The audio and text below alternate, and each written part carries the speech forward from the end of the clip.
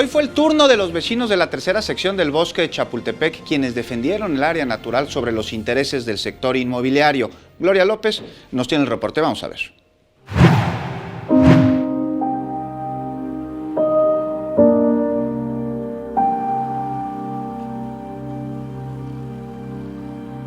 Vecinos de la alcaldía Miguel Hidalgo se manifestaron en defensa del bosque de Chapultepec tras conocer la intención de construir viviendas en el predio de Montes Apalaches 525, terreno que se encuentra dentro de la tercera sección y que está en juicio desde 2007.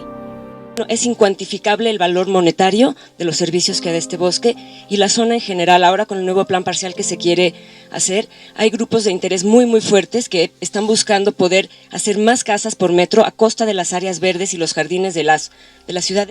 La alcaldía Miguel Hidalgo se sumó al frente de vecinos para establecer una estrategia conjunta que permite respaldar y luchar por la recuperación de este predio, así como detener la serie de irregularidades que se han presentado con las áreas verdes de Chapultepec.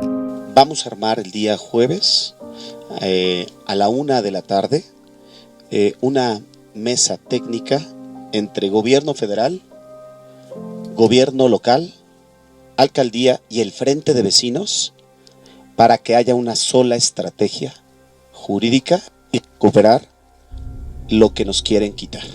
Finalmente, Víctor Hugo Romo anunció que desde este lunes, personal a su cargo realizará un censo para detectar quienes se han apropiado de predios en la zona. Con imágenes de Jorge Barajas, Gloria López, 21 Noticias.